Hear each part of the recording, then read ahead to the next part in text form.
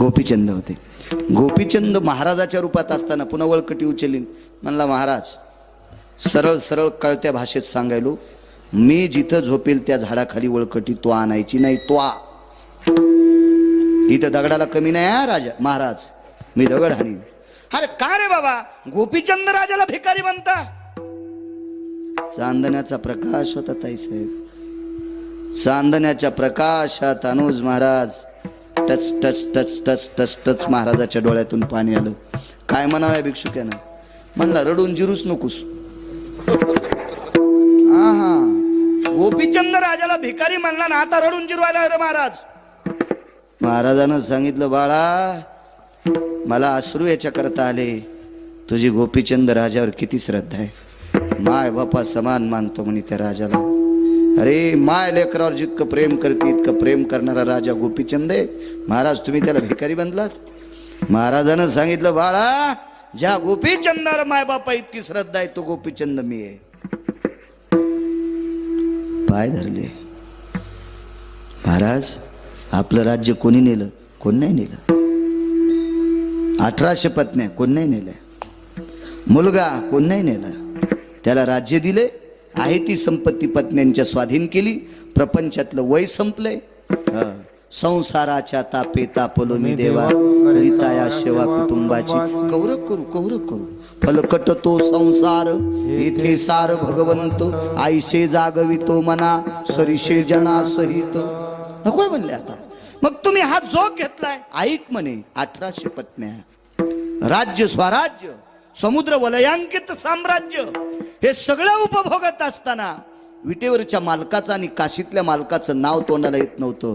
ते सुख देवाचं भजन करण्याकरता अडथळा करत होतं. म्हणून त्या सगळ्या सुखाला लात मारली आणि आता महात्मा झालोय म्हणून मालक पहिल्या कडव्यात म्हणतात आगे लागो तया सुखा, आगे लागो तया सुखा, आगे लागो तया सुखा सुखा, आगे लागो तया सुखा, आगे लागो तया सुखा, आगे लागो तया सुखा, आगे लागो तया सुखा, आगे लागो तया सुखा. जेणे हरी नये मुखा, जेणे हरी नये मुखा, जेणे हरी नये मुखा, जेणे हरी नये मुखा, जेणे हरी नये मुखा, जेणे हरी नये मुखा, जेणे हरी नये मुखा, जेणे हरी नये मुखा. मन होत कावीपती, मन होत कावीपती, मन होत कावीपती, मन होत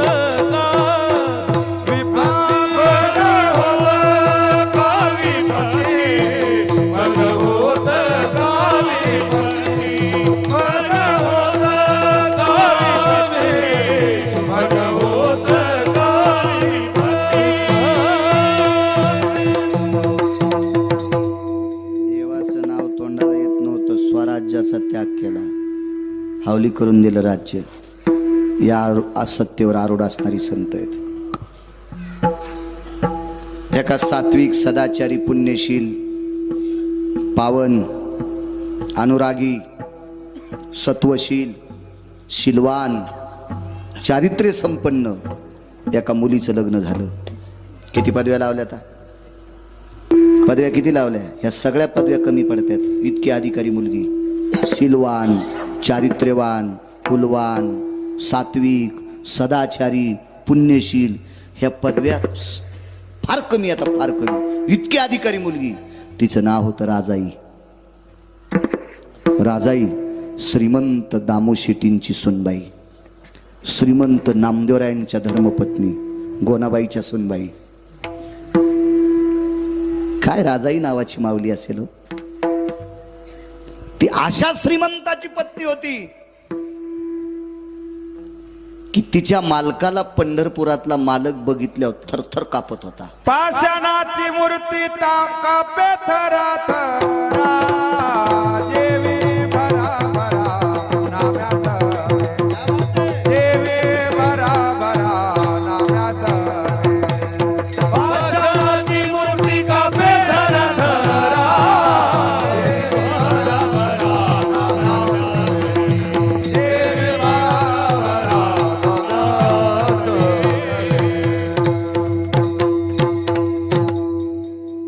यठण घालून आऊत हाणायचा जर कटाळा असल तर यठण खालून दिल्यावर तरी आऊत हाणलं पाहिजे. आहे का नाही? वा वा. मला कधीच गध्याला चोंभाळायचा नाद नाही. गाईला चोंभाळावा, नसली दुधाची तर शेण तरी देती सडा टाकायला. सडा टाकायला अंगण जर शिमिटाचा असेल तर खत घालायचा कापसाला. म्हशीला चोंभाळा, गोध्याला काय चोंबाळाला आता आणतं ते. काय प्रमाण म्हणजे? पाषाणाची मूर्ती पाषाणाची मूर्ती कापे थरा थरा जेवी भरा भरा नाम्या सवे. काय श्रीमंत मालक असेल, जिच्या मालकाला पंढरपुरातला मालक थरथर कापत होता, जेवत नव्हता. केली म्यांगोळ नाही मी ओंगळ, केली म्यांगोळ नाही मी ओंगळ.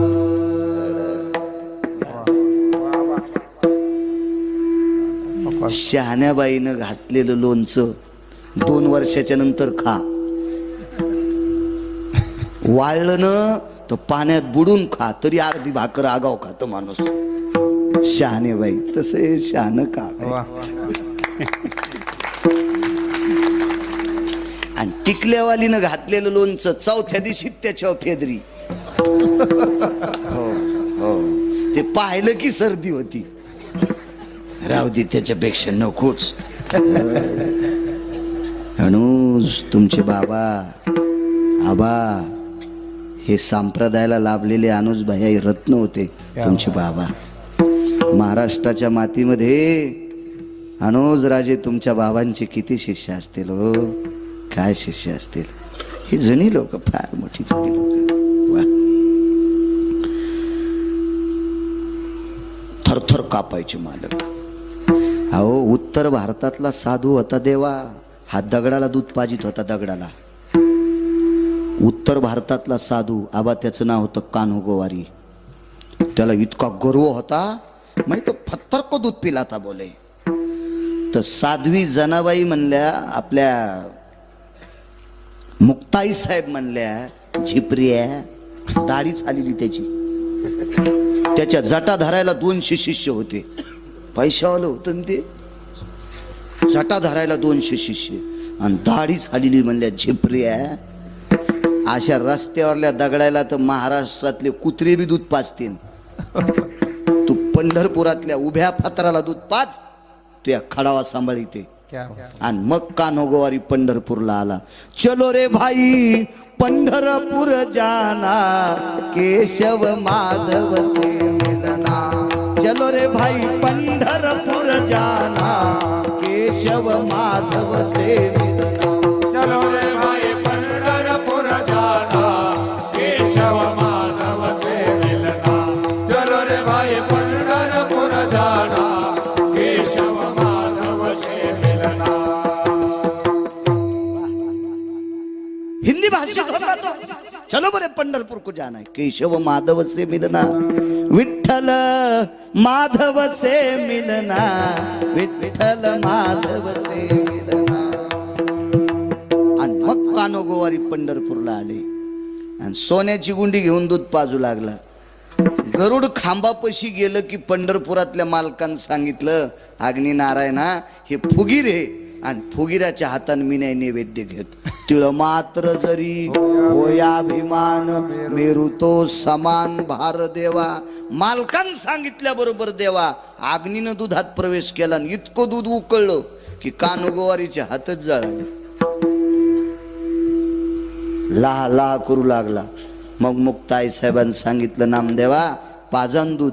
तर दूध आणायला पैसे नव्हते. आईसाहेब कानोगोवारी श्रीमंत आहे तर आपल्याकडे पैसे नाहीत. मुक्ता आईसाहेब म्हणल्या, नामदेवा किती दूध सांडलंय परवरात, हे भरा. तर नामदेवराय म्हणले, आईसाहेब म्हणजे मुक्ता आईसाहेब ह्या दुधाला आपले पाय लागलेत. मग राधेच्या पायाची माती पाण्यात टाकून त्याला प्याव वाटती असं कोण म्हणतंय? मुक्ता आईसाहेब. मग आपले पाय का घाणीतून थोडेच आलेत?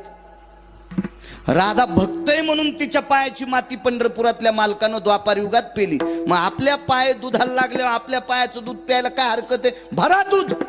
नामदेवरायला सांगितलं, वंजळीन दूध भरलं आणि देवाकडे चालले. मग ताईसाहेब म्हणल्या, नामदेवा त्याला गरज असली तर खाली येऊन पेन. हे कोण पाहत होता माहिती का? कानोगोवारी, दाढीन गिढीन. हो, 2.25 किलो तर सोनं होतं गळ्यात त्याच्या. हो, असं दिसायला बोक्यावानीच उगा. वा, नुसतं दूध प्यायचा देऊन असं कानोगोवारी असं पाहू लागलो. म्हणजे हे भगवान नीचे आएंगे बोले, हे तो पत्थर के भगवान है, कैसे आएंगे? आणि मग नामदेवराय खालून म्हणतात, दूध पिवो मोरे गोविंद लाला, दूध पिवो मोरे गोविंद लाला. बऱ्यापैकी चांगलं. कोणती गाय, कोणता बछडा, घरी गेलो म्हणू आपण ते पुन्हा. विटेवरचा मालक खाली आला. ज्या बाईच्या मालकाला जगाचा बाप भेट होता, ती बाई किती श्रीमंत असेल? त्या बाईचं नाव राजाई. ही आतली श्रीमंती आहे. आणि वरची श्रीमंती सांगू का राजो? त्या बाईचा सासरा मुसलमानाचं भांडार सांभाळीत होता. बिदरचा बादशाह कोण होता? जातीनं मुस्लिम. मंगळवेढ्याला जे धान्याचं भांडार होतं का बा अनुजराजे, ते बिदरच्या बादशाचं होतं. आणि हे भांडार सांभाळायला दामू शेट्टी होते. परिस्थिती फक्त पोटासाठी. एका ठिकाणी एक पुरावा आला. यांचे घर किती साधे होते. वारा पाणी मुसळधारा, तेने तेने मोडीले छपरा. वारा रे पाणी मुसळधारा, तेने मोडीले छपरा. केळीवरी नारळी घर चंद्रमोळी, जाणत से आळी नामयाची. साधं घर हो. आणि इकडची श्रीमंती बघा, देव भेट होता. देव देव देव घ्यायचा. वजनदार, सात्विक, सदाचारी, पुण्यशील स्त्री राजाई, संत शिरोमणी नामदेवरायांच्या धर्मपत्नी. मला वाटतं या माऊलीला 4 पुत्र झाले ना. नारा विठा गोंदा माता हे दोघे पुत्र, नारा विठा गोंदा माता हे दोघे पुत्र, जन्माने पवित्र त्यांचे वंशी, सुधा माता माता बापले, दामना माता बापले. नारा विठा मादा 4 जन्मले ते वंशी. नामदेवरायाच्या कुळात, दामोशेटीच्या कुळात हे 4 नातू जन्माला आले. 4. चौघांपैकी एकाला मुलगा झाला. त्याचं नाव होतं मुकुंद. नामदेवरायाचा वंश पुढे मुकुंदाचा वाढला. मुकुंद. काय नाव असेल नामदेवरायाच्या ज्येष्ठ सुनाचं? वा, लाडाईला मुकुंद झाले. हो, आपल्या वंशावळी, संतांच्या वंशावळी पाठ ठेव जा. कल्याण करेल देव तुम्हाला. जे भक्त चरित्राते प्रशंसती, तेही प्राणा परोते मजा आवडती निवृत्ते. जे भक्त चरित्राते प्रशंसते. पंढरपुरातल्या मालकाला जीवापेक्षा जास्त आवडतात. आपल्या संतांची यादी अंतकरणात ठेवा. मुकुंद नामदेवरायाचे पुढे नातू, तिथून पुढे मला वाटतं आता 14वे का 15वे वंशज नामदास महाराज वंशज आहेत त्यांचे. मुकुंद महाराजांपासून भारदस्त कुळ आणि त्या नामदेवरायाच्या धर्मपत्नी राजाई अत्यंत परिस्थिती साधी. ज्या घरी असलेल्या माऊलीनं लोकाच्या शेतात गौऱ्या येचून चूल पेटवावी, दास्यत्व केलं, दासीना मयाची म्हणून या. साधी परिस्थिती नामदेवरायाच्या घरी. आणि राजाईला दीपावलीला नेण्यासाठी तिचे भाऊ आले. माझ्या राजाई आईसाहेबांचे बंधू आले. बंधू दिवाळीला जा वाटतो. तुम्हाला एक सांगू का, नवरा कलेक्टर जरी असला तरी बाईला माहेर आवडतं. आणि जिला माहेर आवडत नाही का तिला बाई म्हणायचंच नाही. साडी नेसती लुगडं घालती म्हणून बाई म्हणायचं. दीपवाळीच्या सणा लेकी असावं.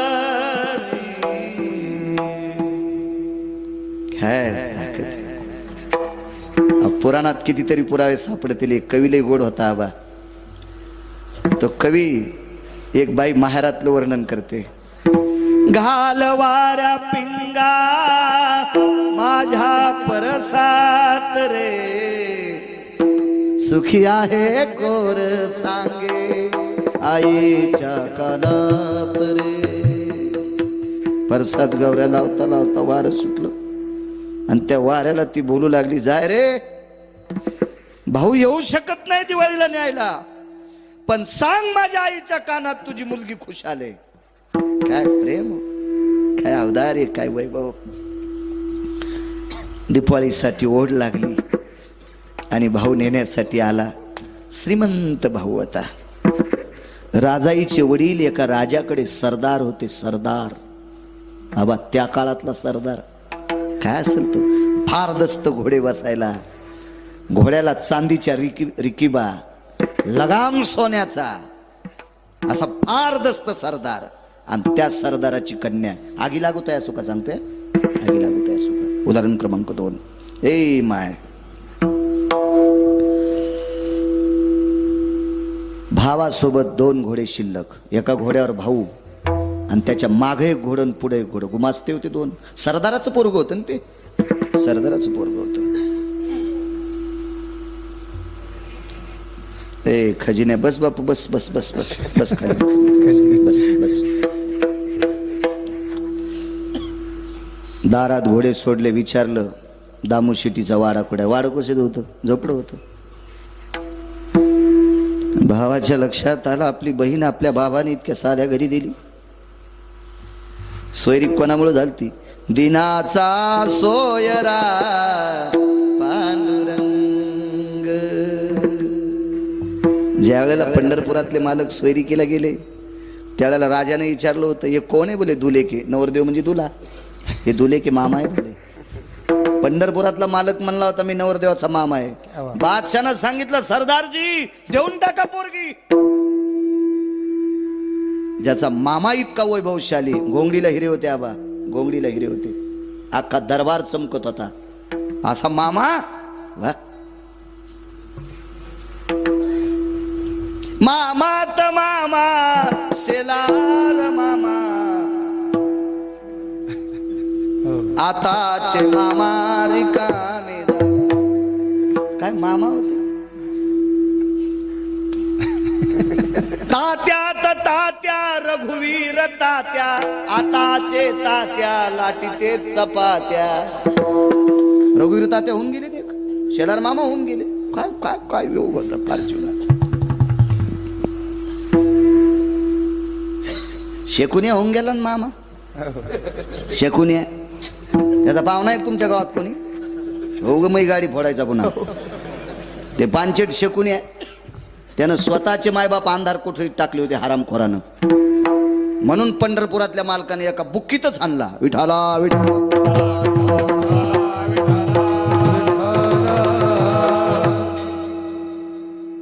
काय चोंभाळायचं रगिलाला. शकुनी नावाचे राजे होते, मुगड्या बस सुंबळ्या शकुन्या म्हणजाय त्याला. कारण देवाचे आई वडील बंदी शाळेत टाकले होते, इतकंच नाही पाप केलं, स्वतःचे मायबाप. कंस हा कंस आहे. शकुन्या, शकुन्याचं एक सांगू तुम्हाला, ते होतं कधी कधी मेमरी कार्ड. शकुन्यानं बहिणीच्या पोरायला पत्ते खेळायला शिकले. इतका हरामखोर होता शकुन्या. बहिणीच्या पोराला पत्ते खेळायला शिकायले. ते लुडो नावाचा खेळ. हो, या लुडोमुळेच कोरोना जास्त वाढला होता. थोत्रात थोत्र घालून खेळू लागले तेव्हा. हे काही काही मामा हलकट मामा होते. काही काही विचार केला, आपल्या ताईला अशा साध्या घरी दिले. चला आदर आवाज दिला, ताई. गोणाबाईने सांगितलं, राजा वजनात बोलायचं हो. काय सासू सुनायचं प्रेम असायचं. आताच्या सासू सुनायचं पाहिलं तर सासू म्हातारी मांजरण, सून नाही तर नि मांजर. बोच करू बोच करूच. या दोघीच्या बोचकरणीत म्हातारं मंदिरात झोपायले, पोरग रानातच उसात भाकरी खाले. मिळच नाही नो कशाला. आणि पुन्हा या हरिपाठ वाचायला कशाला वाची ती दोरके. मंजुळे, कस्तुरे, अंतिके कशाला आगाऊपणा करायची. आहिकचे धड नाही तयाचे परत्र कुसशी काही. कथनी पठनी करुणी काय राणी वाचुनी वाया जाय. राणी वाचुनी वाया जाय. राणी वाचुनी वाया जाय. कथनी पठनी करुणी काय राणी वाचुनी वाया जाय. राणी वाचुनी वाया जाय. राणी वाचुनी वाया जाय.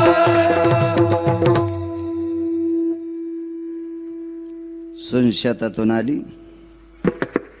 राणीमान नीट नसल्यावर चट मातीत जाते, गोड पुरावे. सुनशतातून आली, थकली होती काम करून. ते म्हणले, आत्या मी भाजी करते, तुम्ही 5-6 भाकरी टाका ना. म्हातारी म्हणली, बया रानात गेली तर माझ्या दिवसाला कमवायली काय. चव आली तर म्हणे, काय मग दिवस जित्यापणीच घालती माय, मलाच भाकरी टाक म्हणायली. तर सुन म्हणली, आत्या माय नका टाकू, पण काही खालीवरी नका बोलू माय, नका बोलू. मी भाकरी बी करते आणि भाजी बी करते. या डंगरीनं नीट मारावं ना. सून स्वयंपाकन भाकरी करूस तर स्वयंपाक झाल्यावर सुनानं पोराला पाठीलं, आत्याला बलेवरे. तर पोरग म्हणलं 2-3 घरी आजी गवसच ना. मग सुनाला वाटलं एकटीनं कसं जेव्हा आत्याला संग घ्यावा. तर सून सासूला बघायला गेली तर शेजारीन चपात्या करू लागली आणि ही एडगळ म्हातारी उंडे करून देऊ लागली. ही मागच्या जन्मातली मांजर होती, घर धोंडी. म्हणजे सुनानं भाकरी कर म्हणल्यावर म्हणली करायच्या नाही, आणि शेजारीन चपात्या करू लागली तेव्हा ही उंडे करून देऊ लागली. नाही हिच्या अंगात झोपीत भितड पडायचं का हिच्या अंगावर. हा, घरा सगळं ठोकून द्यावं लागन अशी म्हातारी. सुनालय खुश झाल्यान पण नागपिंपरीतल्या सुना म्हणल्या, बाई याला दरवर्षी आली जा. मस्त मथऱ्याला बॉम्ब टाकायलाय. पण सुनायनं जराशी तरी धरा. तुळस नाही म्हणालो मी, गाय नाही म्हणालो मी. काय धरा. वा वा, हेच ऐकायचं होतं मला तुमच्याकडून. ज्या सुनाला, ज्या सासूनं कपाळाचा मालक दिलाय, ज्या सुनाला आपल्या सासू सासऱ्यांनी कपाळाचा मालक दिलाय, त्या सासू सासऱ्याला मायबाप समजायचं. त्या सासू सासऱ्याची संपत्ती खाऊन जर सासू सासऱ्याला मायबाप समजित नसेल तर तिच्या माईला तिची भावजई राखेल टाकून फुकीन. आता सासा खुश झाल्या.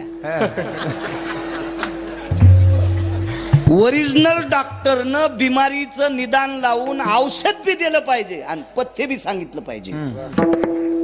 त्या डॉक्टरला कोणी वाईट म्हणत नसते. आता सुना खुश आणि सासू बी खुश. नाही झाल्यावर गिरगाव करावं, दगड तरी हाणायच्या नाही, मलाच म्हणला. संसारात चांगलं वागणं माझ्या माईंडनं सगळ्यात मोठं कीर्तन आहे. नंबर 1चं भागवत त्याला म्हणायचं, नंबर 1ची पंढरीची वारी म्हणायचं, नंबर 1चा यज्ञ त्याला म्हणायचं. जे संसारातल्या लोकांसोबत नीट वागत नाहीत, रक्ताच्या नात्यातल्या लोकांसोबत नीट वागत नाहीत, जे मायबापासोबत नीट वागत नाहीत, ज्यांनी संपत्ती कमवली त्यांच्यासाठी आपण नीट वागत नाहीत, आपण लोकांसाठी चांगले वागू शकतो का? आपल्याकडे योग्यता आहे का ती? पात्रता आहे का आपल्याकडे ती? घरातल्या लोकांसाठी चांगलं वागणं काय सुना सर आवाज दिला.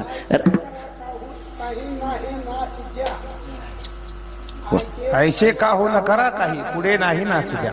वा चांगली गोष्ट आहे. वा वा छान. आपण त्यांना संग घेऊ. विठाला विठाला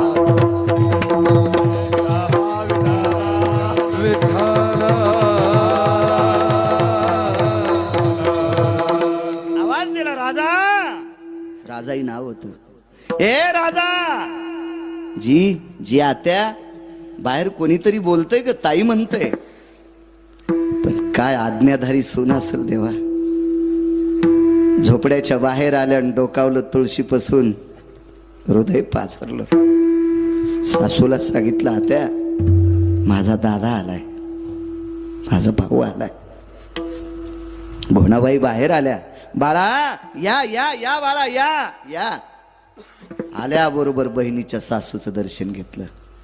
ही परंपरा आहे आपल्याकडं, ही मर्यादा आहे, आपल्या संप्रदायाची रीत आहे. दर्शन घेतलं बहिणीच्या सासूचं. गोनाबाईनं तोंडावर हात फिरला. बाळा आलात? जी आलो. काय काय ताईला नेण्यासाठी आलो, दिवाळीसाठी. आगी लागत आहे असो का सांगतो. गोनाबाईनं लक्षात घेतलं आपण सासू आहोत. नामदेवराय बाजूला होते. नामदेवरायने विचार केला आपण हिचा पती आहोत, पण या घराचे मालक आपले बाबा आहेत. सूत्रधार बाबा होते आणि बाबा मंगळवेड्याचं भांडार सांभाळायला होते. निरोप केला. घरी आले. घरी आल्यावर गोनाबाईने सांगितलं अहो ऐकलत का? असं गोड बोलायचं जुन्या काळातल्या. धनी ऐकलत का? अहो मालक असं नाही म्हणल्या. विवेक ए अनिरुद्ध, अरे अनिरुद्ध सुनबाईचे भाऊ आलेत, पाठवायचं का रे तिला? जशी गुरख्याल बोलायली है का नाही. पेट्रोलच निघाली हिच्या तोंडातून. पेट्रोलच नावानं बोलत होई नवऱ्याला. हे आपल्या खेड्यापाड्यात नाही, हे उतू आलं जर शहरात. हो फसफस उतू आलं, कडी उतू आल्यावानी. हो शहरात.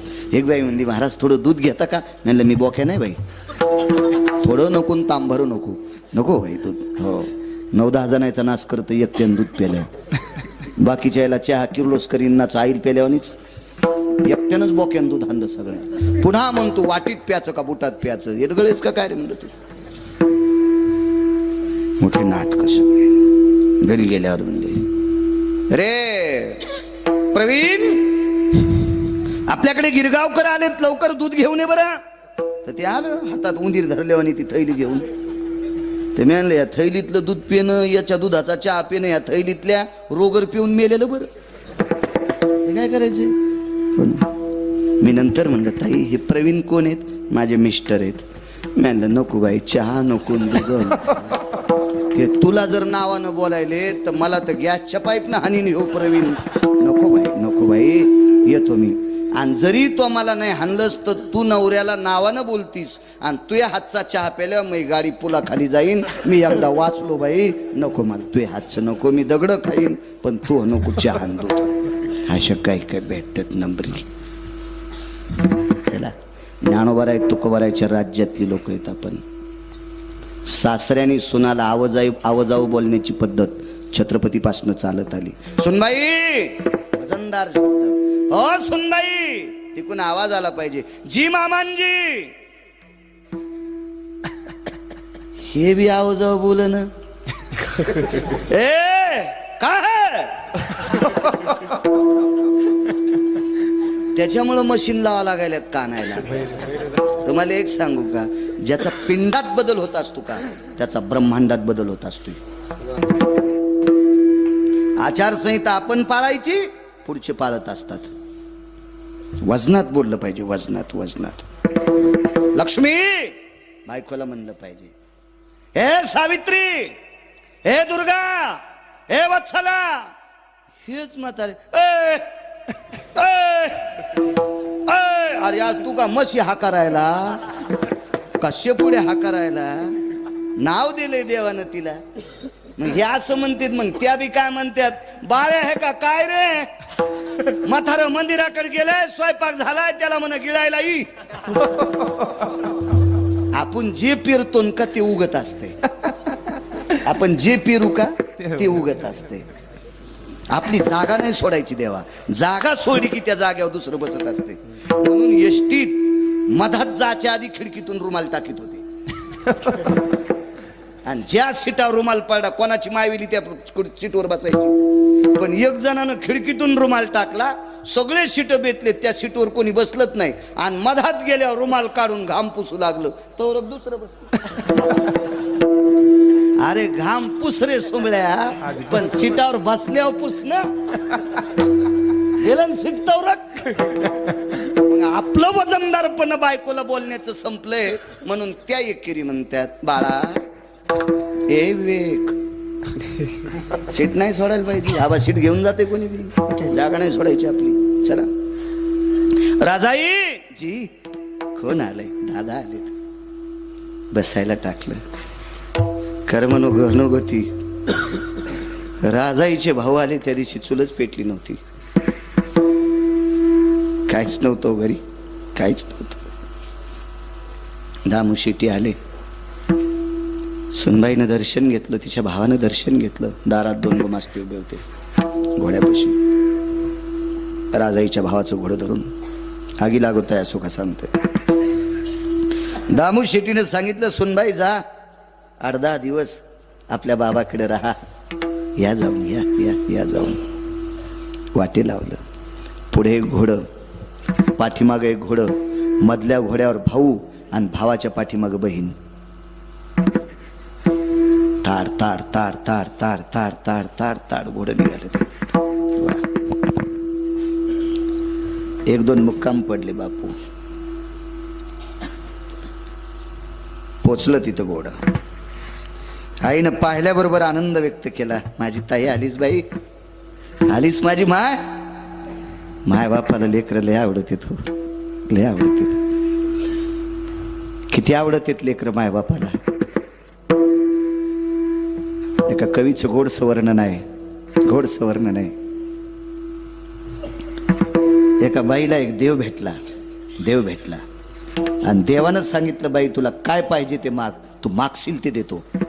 काय म्हणावं त्या बाईनं, देव जरी मज कधी भेटला रे, देव जरी मज कधी भेटला, जे हवे ते माग मनाला, जे हवे ते माग मनाला, देव जरी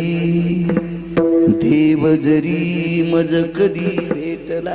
काय म्हणते ती बाई, मला जर देव कधी भेटला आणि ते जे आवडेल ते माग म्हणला तर एकच म्हणीन, माझ्या आयुष्यातले काही दिवस माझ्या लेकरा बाळाला जाऊ दे,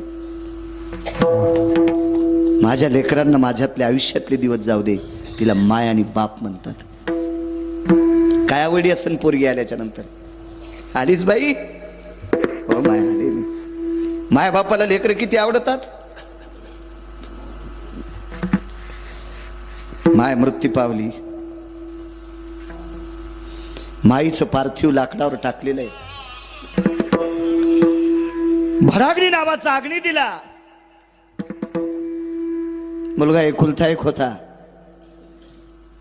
भडाग्नी नावाचा अग्नी बऱ्यापैकी अंगाला झुंबल्याच्या नंतर आपल्याकडे एक मडकं फिरवायची पद्धत आहे. फिरविला घट, आई सांगतोय, आई कीर्तन वर्ष श्राद्धाचं नाही, मला आई सांगायची फक्त. आणि ज्या वेळेला मुलाच्या खांद्यावर देवा ते मडकं देत असतात, त्याला एक टपका मारतात, त्याला छिद्र करतात, आणि तो गोल असं त्या प्रेताला, जळत्या प्रेताला पाणी टाकतंय. तर जळतं प्रेत काय म्हणतंय, दुरी सांडी दुरी बाळा, वैशांतर बहु द्वार रे, जाळी आली माझी काया, तृण न काष्टा समान रे, दुरी सांडे दुरी बाळा, वैशांगर बहुद्वाड रे. जळत असताना माय म्हणते आबा लेकराला, बाळा अरे लाकडासारखं शरीर अग्नीनं जाळले रे, तुला आहाळ लागेल, लांबून पाणी टाक. तिला माय आणि बाप म्हणतात. देह विसरे आपुला, जवळ घेताशी न गेला, जवळ घेताशी न गेला, जवळ घेताशी न गेला. देह विसरे आपुला, जवळ घेताशी न गेला, जवळ घेताशी न गेला, जवळ घेताशी न गेला. वा पुराव महाराज वा, दमदार. तिला माय आणि बाप म्हणतात. फार मोठी ताकद आहे. याच्या पलीकडे सांगू, एका बाईला 2 मुली होत्या, जुळ्या झाल्या. एकाच मंडपात लग्न. आबा अनुजराजे एकाच मंडपात लग्न. आणि एका मंडपात लग्न झाल्यामुळे, एकाच तिथीला लग्न झाल्यामुळं प्रपंचातलं एक सुख त्या संसारूपी वेलीला सुंदरशी फुलं लागली. आणि दोघीला एक एक मुलगा. महिन्या 15 दिवसाच्या 2 महिन्याच्या फरकानं दोघीला एक एक मुलगा झाला. आणि त्याच्यातली एक जात राहिली. एक जात राहिली. आईचं पार्थिव भिंतीला पलंगावर टेकवलेले. सुवाशीन गेलती. याच्याकरता भावकीच्या गावातल्या सोयरे धायरे सगळ्या मंडळी महिला जमून तिला हळीत कुंकू लावत होत्या. सौभाग्यवती स्त्रीचा अधिकार फार मोठा असतो. जिका भाग्याची आहे हो, आणि तिचा पती तिचा देव. पण चिमुकलं बाळ देवा रडत होतं. बऱ्यापैकी लोकांनी गाडीवर फिरवलं, पैसे दिले, बिस्किट दिले, खेळणं दिलं, पण थांबत नव्हतं. तितक्यात त्याची मावशी आली. जुळी होती. त्याची आई आणि मावशी सारख्याच दिसत होत्या, फक्त याच्या आईच्या खांद्यावर जाब होता आणि तिच्या नव्हता. एक लहान आणि मोठी, बाकी अशा ओळखू येत नव्हत्या. आईला आईसारखी मावशी दिसती. गावातले 4-2 लोक म्हणले, अरे याची आई जरी मृत्यू पावली तर याच्या मावशीला सुद्धा तान्ह लेकरू आहे. हे पोरग जर शांत करायचं असेल तर मावशीचं पोरग तिच्या मालकाजवळ द्या आणि याला शांत करण्यासाठी मावशीला मनस्थानाला लाव. मावशी माईसारखी दिसत होती. आबा ही तुम्हा आम्हाला ओळखू येत नव्हती. याची माय आणि याची मावशी सारख्या. पण आज्ञानी चिमुकल्या लेकराला मावशीतला आणि माईतला फरक कळत होता. त्यानं मावशीच्या स्तनाला तोंड नाही लावलं, नाही लावलं, रडू टाकलं. गावात एक जुनाट स्त्री होती. जुनाट. तिनं सांगितलं, या रडत्या लेकराला जर थांबवायचं असेल तर माझा ऐका. काय करायचं बाई? मेलेली का होत नाही, पण याची माय याला दाखवा. आणि घरात बसवलेली पार्थिव मृत शरीर सोहळ्याबरोबर रांगत रांगत गेलं आणि मेलेल्या माईच्या मांडीवर पडून तिच्या चेहऱ्याकडे बघितलं आणि झोप लागली. मेलेल्या माईच्या चेहऱ्यातून जे वात्सल्य भेटतंय का, ते जिवंत कोणाकडून भेटत नाही. याचं नाव माय आहे, याचं नाव बाप आहे. पाहल्याबरोबर आलीच बाई. हो, वर्ष झालं बाई तुझी भेट नव्हती. कडकडाटून तोंडावून हात फिरिला. भाकरीचा तुकडा डोक्यावरून ओवाळला, घरावर फेकून दिला. ही पद्धत होती मराठवाड्याची. मुलगी घरी आल्याच्या नंतर भाकरीचा तुकडा डोक्यावरून फिरून वरी घरावर टाकायचा. सदाव्रत विधी म्हणतात पक्ष्यांना. विडापिडा जाओ. फार सूत्र होतं त्या काळात, फार सूत्र होतं. गोडधड पदार्थ केली. मोठं घर होतं. आगी लागत आहे असं का सांगतोय. काय पदार्थ? तळील्या वरिल्या एकोची पकवान. श्रीमंत सरदार आहे बाप. बापानं कामगिरी चांगली केल्यामुळे त्या राजानं, राजा मुसलमान होता पण चांगल्या माणसाची कदर करणारा राजा होता. हे सरदार शिंप्याच्या कुळातले होते, पण बादशाला त्या सरदाराची कीर्त आवडली, कामगिरी आवडली, म्हणून 5-6 क्विंटल सोन्याचा पलंग गिफ्ट द्यालता, भेट द्यालता, सप्रेम भेट द्यालता. आणि राजाईच्या वडिलांनी विचार केला, अविरत आपण भगवंताची सेवा करतो, या प्रांताची सेवा करतो, राजा आपल्यावर प्रसन्न झाला, याच्याकरता सुवर्णाचा रत्नजडीत आपल्याला पलंग दिलाय, हा पलंग आपण आपल्या मुलीला देऊन टाकू. जशाल तसा पलंग ठेवला आणि दिपाळीला मुलगी आल्यावर जेवायला बसले, लाडू टाकत होते. वडिलांनी स्वतःच्या ताटातला लाडू टाकला, आईने स्वतःच्या पात्रातला थोडासा लाडू टाकला. वडिलांनी, आई पुरे ग, बाबा पुरे. बाई खाणं, बाई खाणं ग, तू दिपाळीला आलीस, काय प्रेम उचंबळलं असेल मायबापाचं. जेवण आटपलं आणि पत्नीला सांगितलं, लक्ष्मी आपली बाई राजाई त्या पलंगावर आराम करेल. रत्नजोडीत महाल होता. राजाईला त्या पलंगावर झोपण्यासाठी सांगितलं. उशाला पाण्याचा पेला, तांब्या ठेवला, फुलपात्र ठेवलं. मध्यरात्री राजाई उठली आणि जमिनीवर भिंतीला टेकून झोपली. 1 नाही 2 नाही 3 नाही 4-5 दिवस असं कळलं. पत्नीनं मालकाला सांगितलं, धनी रोज तुम्ही मुलीला या पलंगावर झोपवता आणि मध्यरात्री ती उठून आपल्याला झोप लागली की ती जमिनीवर झोपते. मी तिला फार काही विचारलं तर ती काही बोलत नाही. ती म्हणते, मला झोपीत जेवण लक्षात नाही, मला काही कळालं नाही, मी झोपीतून कधी खाली उतरायचे, मला कधी लक्षात यायचं नाही. हे राजाई साप खोटं बोलत होत्या. त्याचं कारण आहे का पुढे, आगी लागोत आहे असो का सांगतो. तर राजाईच्या सोबत आणायला जो गेलेला भाऊ होता, म्हणजे ह्या सरदाराचा मुलगा होता, त्याने विचारलं, का रे बाळा, आपल्या ताईची परिस्थिती कस काय, तिचं घर कस काय. तर त्यानं सांगितलं होतं, बाबा आपल्या ताईची फार मोठी श्रीमंती आहे, फार मोठी श्रीमंती. मुक्काम पडल्याच्या नंतर राजाईनं भावाला सांगितलं होतं, दादा माझ्या घरची परिस्थिती जर तू आईला बाबाला सांगशील तर त्यांना दिपाळीचा सण एखाद्या सुतकी प्रसंगासारखा वाटेल. रक्ताच्या नात्यातलं व्यक्ती मेल्यावर जसा दुःखवटा असतो, माझ्या घरची परिस्थिती ऐकल्याच्या नंतर आईला आणि बाबाला दिपाळी खा वाटणार नाही रे. दादा तुला बहिणीची शपथ आहे, तुला राजाईची शपथ आहे, माझी गरीबी आई बाबाला सांगू नकोस. सोबतच्या गुमास्त्याला सांगितलं, एक लक्षात ठेवा, माझे बाबा जर तुमच्या निष्ठेनं प्रेम करत असतील तर माझ्या बाबांचा आईचा आदर करा. बहीण म्हणून माझी विनंती आहे. जी जी आई ताईसाहेब जी. मुलाला लाख प्रश्न केला राधाताई, पण मुलानं सांगितलं नाही आपल्या बहिणीची गरिबी. तिनं सांगितलं होतं, माझी गरिबी जर आईला आणि बाबाला सांगशील तर बहीण मेलेला निरोप ऐकशील. असा घाणेरडा निरोप नकोय आपल्याला, म्हणून आईला आणि बाबाला सांगितलं नाही. एके दिवशी सरदाराने एका महालात आपल्या मुलासोबत पंढरपूरला आलेल्या दोन्ही गुमास्त्यांना आतमध्ये घेतलं ना, आतून दार लावलं आणि दोघांना विचारलं, का रे, मी जितकं प्रेम माझ्या मुलीवर केलंय, जितकं प्रेम माझ्या मुलावर केलंय, असा एक दिवस नाही रे, एक दिवस नाही मी तुम्हाला जेवलं का विचारलं नाही. अरे स्वारीवर जायचं असेल तर माझ्या सोबत घेतलेली शिदोरी बी आधी तुम्हाला खाऊ घालतो रे. आणि असं जर तुमच्यावर प्रेम केलं असेल तर निष्ठावंत मालकाची शपथ आहे, माझ्या मुलीची परिस्थिती कशी आहे सांगा. दोघांच्या डोळ्याला पाणी आलं. सांगितलं, मालक ताईसाहेबांनी शपथ घातली याच्याकरता, मालकाला शपथ घातली याच्याकरता त्यांनी सांगितलं नाही, आणि आम्हाला जबाबदार ठरले याच्याकरता सांगितलं आम्ही नाही.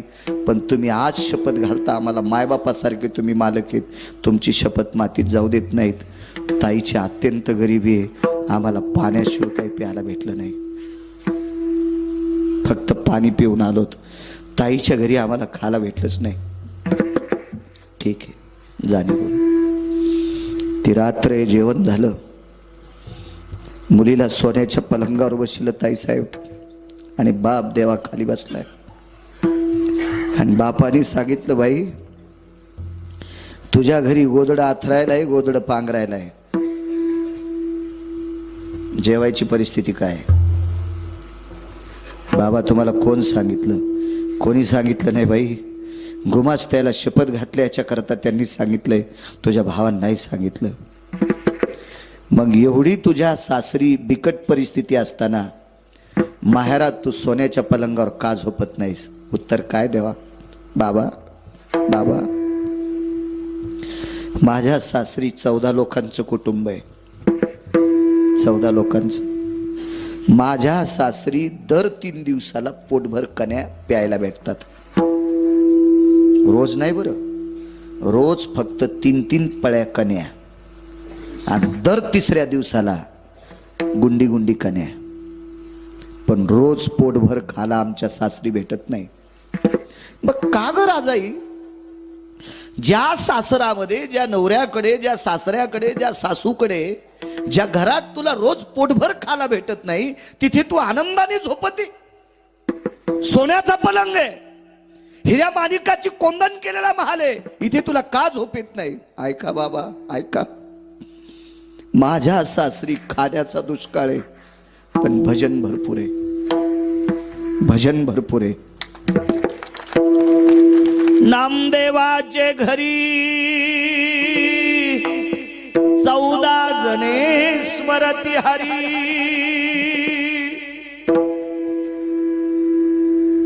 आमच्या घरात 14 जण भजन करतात.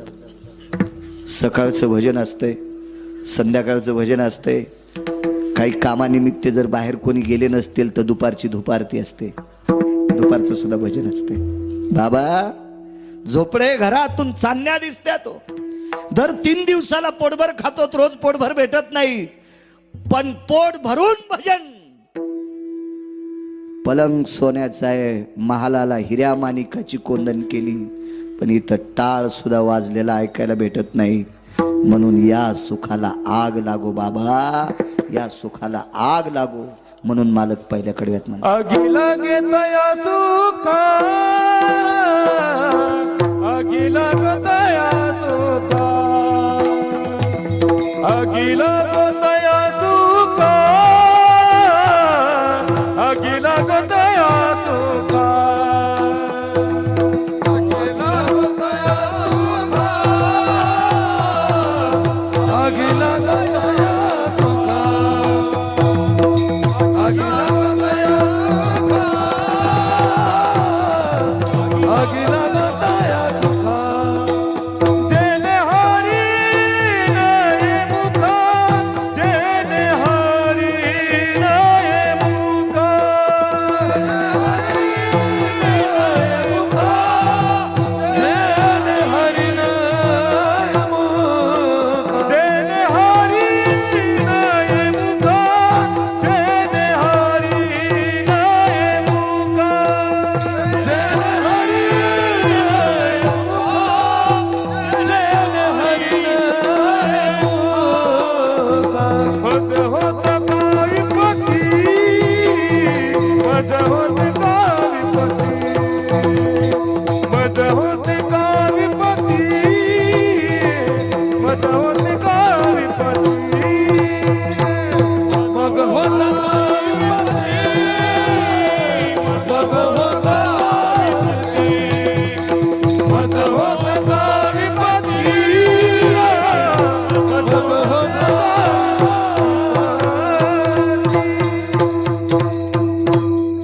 नाही झोपली सोन्याच्या पलंगावर का? तिथं भजन तर नाही, पण नुसता टाळाचा आवाज ऐकायला भेटला नाही. म्हणून त्या महालातल्या सुखाला आग लागू म्हणली आग. संत शिरोमणी नामदेवरायची पत्नी, हे जे सुख देवाचं नाव घेऊ देत नाही, त्या सुखाला आग लागू. राम वनवासाला गेले, 8:30 ते 10:30 व्हायला पाहिजे, आहे का नाही नियमन? 8:45 गळ्यात येणं आलता माझ्या, आहे का? माणसानं नियमन वागावं. ट्रॅक्टर किती महागायचं घ्यावं, पण आपला बांध आला की वळीला पाहिजे. आता आगाव पण आहे, बाकीच्या लोकांना त्रास देणं, आहे का नाही? मला वाटते 10:42 झालीत, पण 5 मिनिटात पुरावा सांगतो. पहिल्यांदा आलोत ना. हो. मला वाटतं एखादी बाई जर आपल्या इथं पिठाला उसण्याला आली, उष्ण पीठ मागायला बाया येत होत्या ना, तर डब्यात वाटी खुपसून नका कधी येईन, पण असं उधळून का होत नाही, पण दिलं पाहिजे.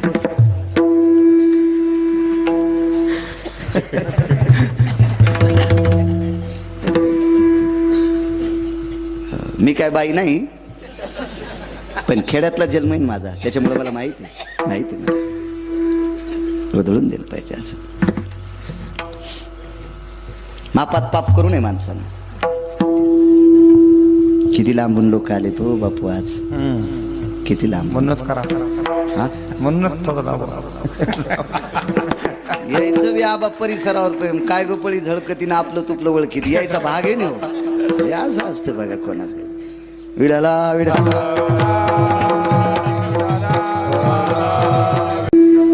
एक पुरावा सांगतो तुम्हाला. येत्या 22 तारखेला पंढरीतले मालक 7व्या अवतारातले भगवान प्रभू रामचंद्र एका दिव्य मंदिरामध्ये विराजमान होणार आहेत. माझा मर्यादा पुरुषोत्तम ब्रह्मांडाचा नायक एका दिव्य वास्तूमध्ये विराजमान होणार आहेत 22 तारखेला, येत्या 22 तारखेला. म्हणून त्या 22 तारखेला ज्या ज्या गावातून माणसं आले त्या त्या गावातल्या लोकांना पायाला स्पर्श करून विनंती करतो, त्या दिवशी आपल्या गावात दिवाळी साजरी करा. त्या दिवशी आपल्या गावात गुढी पाडवा साजरा करा. गुढ्या लावा, तोरणं लावा, रांगोळ्या काढा. बायकांनी हरिपाठ वाचा, गाथा वाचा, ज्ञानेश्वरी वाचा. गावातल्या मंदिरात भजन करा. शक्य असल्यास एखाद्या सद्भक्तानं त्या दिवशी कण्या घुगरीची पंगत द्या. मी म्हणत नाही बुंदीच करा, कण्या भाकरी काय, आमटी भाकरीची पंगत द्या, पण उत्सव साजरा करा. माझा जगाचा पाप एका दिव्य मंदिरामध्ये विराजमान होणारे त्या दिवशी विराजमान आहे. त्या मालकाच्या नावानं फक्त अर्धाच मिनिट भीक मागतो. श्रीराम जय राम जय जय राम. श्रीराम जय राम जय जय राम. श्रीराम जय राम जय जय राम. श्रीराम जय राम जय जय राम. राम जय जय राम. श्रीराम जय राम जय जय राम. श्रीराम जय राम जय जय राम. श्रीराम जय राम जय जय राम. श्रीराम जय राम जय जय राम. श्रीराम जय राम जय जय राम. श्रीराम जय राम जय जय राम. श्रीराम जय राम जय जय राम. श्रीराम जय राम जय जय राम. श्रीराम जय राम जय जय राम. प्रभु रामचंद्र सियावर रामचंद्र की बजरंग बली की भारत माता की वंदे वंदे वंदे.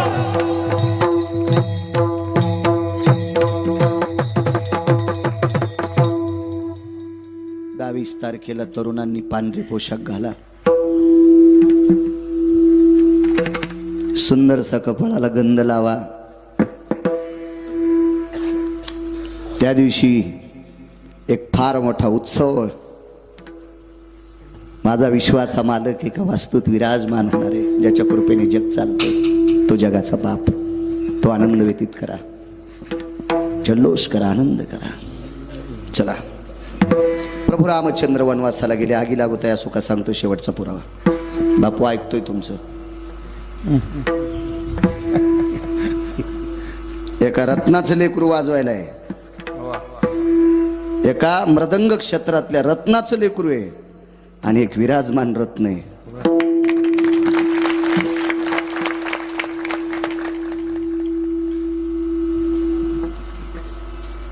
प्रभू रामचंद्र ताईसाहेब वनवासाला गेले. वनवास लखनलालजीला नव्हता, पण ज्येष्ठ भाऊ बिना चप्पलचा वनवासाला जातोय. लक्ष्मणजीने विचार केला, घरी नकोय आपल्याला, नकोय आपल्याला. काय त्याग आहे जीवनातला, सामान्य त्याग असेल.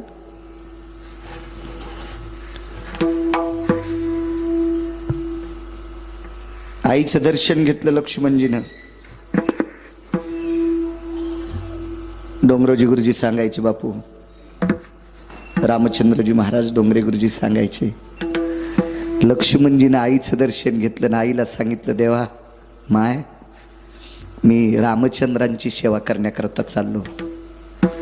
तर आईनं लक्ष्मणजीला सांगितलं, लखन रामचंद्रांची सेवा करत असताना स्वप्नात पण पाप नाही आलं पाहिजे. काय माय असेल होती हे लखन, स्वप्नात पाप नाही आलं पाहिजे, स्वप्नात. लखनलालजीने विचारलं, आई स्वप्न कधी पडतंय ग? झोपल्यावर. मग झोप कशाने येते ग? जेवल्यावर. 14 वर्ष जेवणारच नाही, 14 वर्ष जेवणारच नाही, मग झोप येईल का? आबा सामान्य त्याग असेल काय?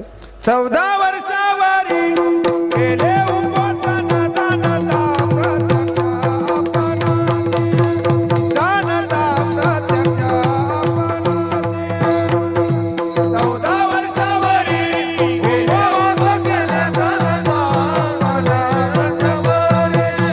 दानता मनावरती. 14 वर्ष उपवास केला, जमिनीला पाठ टाकली नाही. वा बापू पुरा वा. काही काही माणसाला कडी लावत गेल्या उभाट्यानं आवथाना वाटतंय. बाण बारीक करायचा ना. हे टाइम संपल्यावर असं लय उलास येतो आमच्या.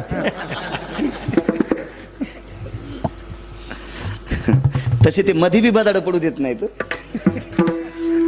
मधी उभाट्याच आवत असतं, त्याची कव्हा शेल्यावूनच माती असते. जीनच्या पॅन्टीवाल्याला काय कळत नाही, उगा हसू नका. शेला काय कळतो तुम्हाला? चांगले हसायले. या जुन्या माणसाला कळत असतो शेला. तुम्हाला कसं कळत शेला? हे काही काही पुर बहिऱ्या माणसावानी दोनदा हसत आहेत. ज्याला ऐकू येत नाही ते पुढचं हसल्यावर एकदा हसत आहे, आणि कशामुळे हसलंय कळाल्यावर एकदा हसत आहे. कसा कळून यायला शेला? कळून घे जा राजू. ज्याला संसारात शिखर गाठायचं का, दुःखाचं शिखर ओलांडून पलीकडे सुखाच्या शिखरावर जायचं का, त्याने रानात काम करणाऱ्या बापाचा घाम पहा. त्यानं कमवलेली संपत्ती हिशोबात खर्चित आण. ज्यानं माय बापाच्या अंगाला आलेला घाम पाहिला नाही, त्या पोट्याला कळतच नाही ते खताच्या ढिगलावरलं झाड असते. साखरेच्या पोत्यातल्या मुंगळ्याला अक्कल असते का किती साखर खावा आणि किती बाऱ्या संडासला जावा? अरे बापानं कमवलेली संपत्ती टिकवायची असेल राजे हो, तरुणांना सांगतोय, तर त्याच्या कपाळाचा घाम एके दिवशी रानात जाऊन पहा. त्यानं कमवलेला रुपया तुम्हाला गाडीच्या चाकासारखा वाटेल. तुम्ही हिशोबात पैसे खर्चिताल आणि पप्याची माय आनंदात जगिताल. बापाचा घाम जे पोट्ट पाहत नाही का, ते पैसे इतके उधळीते आणि उडाल्यावर मग दगड याचायला जाते. कणिक तळाला गेली मंजुरीची हवाली, आणि आधी तर पार तुपानं आंघोळ कुरलाला सुंबळ्या तू. कवडीची अक्कल नाही, रातच्या 12 वाजता वाढदिवस साजरा करतो कोंबडीचे अंडे फोडून. भिकार चोट कुठला. तुला अकलीचा कांदा आहे का? मायबापाच्या जोर उड्या हाणतून ना आलाय का? लोकांचा घाम बघितला पाहिजे. मालकाने आबा गड्याचा घाम बघावा. ज्याला गरीबाची तळमळ कळते त्याची संपत्ती टिकत असती. हो, ज्याला गरीबाच्या घामाची जाण नाही का, त्याला कोण्या दिवशी पंढरपुरातला मालक गुंठ्यावर आणून सांगता येत नाही. हो, गरीबाची जाण ठेवली पाहिजे, कष्टकऱ्याची जाण ठेवली पाहिजे. तरुणांनो, राग येईल तुम्हाला माझ्या बोलण्याचा. काय करताल? दुसऱ्या बार आणायचा नाहीत नका आणू. तुम्हाला 30 गाव पट्ट्याल 36 गाव पाईप आहे माहिती, पैशाचा पाईप पंढरपुरातल्या मालकानं भरभरून दिले मला. वस्त शेती करतोय मी. लोकायला खुश वाटलं. एक जण म्हणला, महाराज असं कीर्तन झकास करा. म्हणलं तेव्हा बायकोची साडी नेसून नाचतो. कीर्तन हा झकास विषय असतो रे सुंबळ्या. तुला आखलीचा कांदा आहे का? अरे कीर्तन हा बोधावर आरूढ असणारा विषय. कीर्तन चांग होयांग हरी. इथं बसलेल्या एका सुनानं आजचं कीर्तन ऐकून आदरानं जर सासू सासऱ्याला पाणी दिलं तर त्याचं पुण्य मला लागेल. आणि त्या पुण्याईच्या बळावर तिची लेकरं तिला म्हातारपणी सांभाळतील. म्हणून कीर्तनकारांनी राग येऊ द्या, पण चांगलं बोलत जा. असो, नाही झोपले मालक. देवा त्याग होता लक्ष्मणजीचा. लखनलालजी वनवासाला सोबत गेले. बायकोचा त्याग सांगू का? आबा 14 वर्षात किती दिवाळ्या आल्या. एकाही दिवाळीला बाई माहेराला नाही गेली. तिचं नाव होतं उर्मिला. खांबाला टेकन दिलं. राजा जनक स्वतः न्यायला आले. तर विहीनबाईला बोलावं कसं? आडवा पडदा लावला धोत्राचा. धोत्राच्या पलीकून कौशल्याबाई होत्या, जनकाच्या विहीनबाई, आणि अलीकून जनक. प्रणाम केला. विहीनबाई, उर्मिलेला न्यायला आलोय. कौशल्या आई साहेबांना सांगितलं, व्याही येत असेल तर घेऊन जा. चुलता उर्मिलेच्या महालात प्रवेश केला ना आवाज दिला, उर्मिला नाही बोलली. ए उर्मिला, नाही बोलली. तिसऱ्यांदा आवाज दिला, उर्मिला मी काका आलोय. खांबाला हात होता, असं पाहिलं. हालात काका? होय. काम काय ते पटकन सांगा, माझ्या साधनेत व्यत्यय आणू नका. राजा जनकानं सांगितलं, बाई तुला दीपोळीला नेण्यासाठी आलो. नकोय. माझ्या कपाळाचे मालक रामप्रभूंच्या जगाच्या मालकाची सेवा करण्याकरता वनात गेलेत. पाण्याचा थेंब पेत नाहीत आणि जगाचा बाप बिना चपलाचा कंदमुळं खाऊन फिरायलाय. आणि जिचा मालक वनात उपाशी आहे, अशा मालकाच्या पत्नीनं माहेरात जाऊन लाडू खावा, हे उचित नाही, उचित नाही. काका तुम्ही निघून जा, मी तुझ्यासाठी काही करत नाहीत. काका माझे मालक वनात आहेत आणि तुम्ही बोलत असताना भजन बंद पडतंय, तुम्ही लवकर निघून जा. त्याग केला त्याग सुखाचा, आगी लागूत आहे सुखा. नाही गेल्या माहेरात, नाही लाडू खाल्ले, नुसती खांबाल टेकून देऊन पती वनवासात. ऐका पुढचा प्रकार. नंदीग्रामाच्या ठिकाणी एक सर्पीन आपल्या पिलांना घेऊन जात होती. भूक लागली तिला. त्या पिलांना काही खाद्य भेटलं नाही. भरत हे नंदीग्रामाच्या ठिकाणी भजन करत होते, राजपुत्र होते. काय शरीर असेल भरतांचं, काय वैभव असेल, काय रूप असेल भरताचं, काय तारुण्य असेल ते भरताचं. लालबुंद शरीर होतं भरताचं, लालबुंद. राजपुत्रा होती. वाऱ्याच्या फडतकारीने मांडीवरचं वस्त्र थोडंसं पाठीमागं सरकलं आणि भरताची लालबुंद मांडी दिसत होती. राजपुत्र होता बा तो, राजपुत्र. आणि ती लालबुंद मांडी पाहिल्याच्या नंतर सर्पिणीच्या पिलांनी सांगितलं, आई एक एक घास खायचा ग याचा, मारायचा का गलच का? सर्पिणीनं सांगितलं, पाप्यांनो, कुण्या जन्मात पाप केलं याच्याकरता जन्म सर्पाचा भेटलाय. आणि भजन करणाऱ्या साधूला जर खाल्लं तर नालीतल्या आळ्या होता. काय सर्पिणी असेल होती, काय सर्पिणी असेल? एक जण म्हणला, महाराज सर्पिणीला कस काय कळत आहे? म्हणलं ती का तुझी चुलती थोडीच होती, लोकांच्या कोठ्यातलं शेण चोरणारी. अरे ती सर्पिण एका काळी एका साधूची पत्नी होती, पण एक काम चुकल्यामुळं सर्पाच्या जन्माला गेलती. महाराज सर्पाच्या योनीला गेलती. हे भंगिरी लोक आहेत का, यायला आपल्या संप्रदायावर विश्वास नाही. नाल ऐकायला रे, किती श्रीमंत संप्रदाय आबा, ज्या संप्रदायातला तरु सोन्याचा आहे. जयाची हे द्वारी सुवर्णाचा पिंपळ. काय फार दस्त वजनदार संप्रदाय. ही चार वाक हरामखोर आपल्याच जन्माला येतात आणि आपली वाभाडे काढतात. आपल्या संस्कृतीवर ज्यांचा विश्वास नाही, ती भ्रष्ट नालायक आपल्या संस्कृतीत राहण्याच्या लायकीची नाहीत.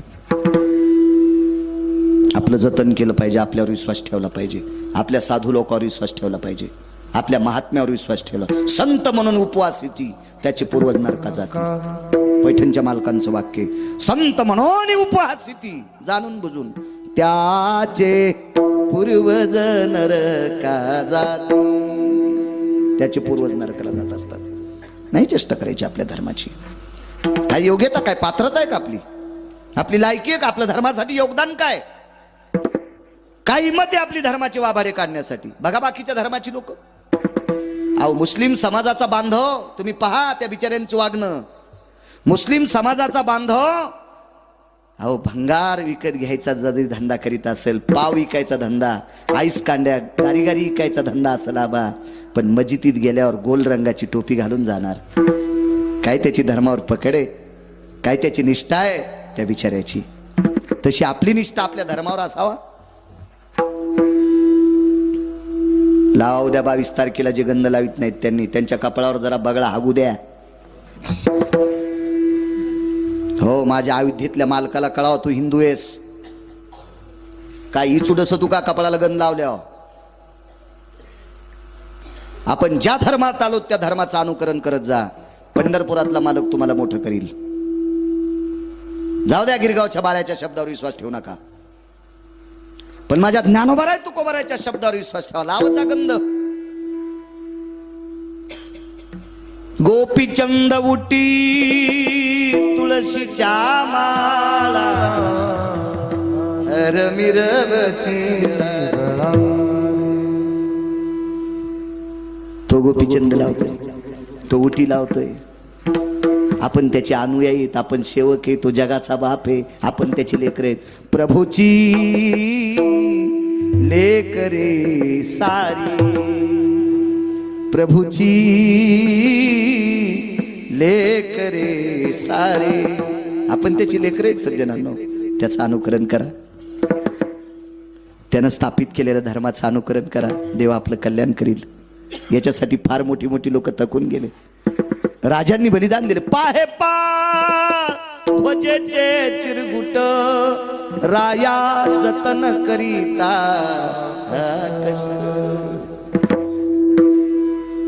काय बलिदान आहे लोकांचं या धर्मासाठी. आपलं अनुकरण करा. चला, त्या सर्पिणीनं सांगितलं, पाप्यांनो तुम्हाला शिक्षा आहे. काय शिक्षा? आम्ही साधूचं मांस खाल्लं नाही, खाऊ इच्छा केली. मग इच्छा जरी वाईट झाली तरी पाप लागले.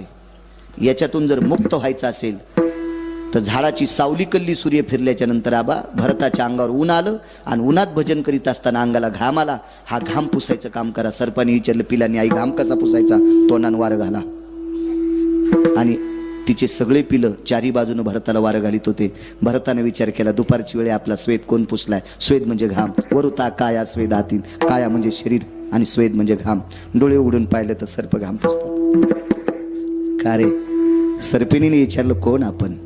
राजा दशरथाचा पुत्र आहे, अजराजाचा नातू आहे, रघुवंशातला आहे. सर्पिणीनं सांगितलं, आपण भरत राजा दशरथाचे पुत्र आहात.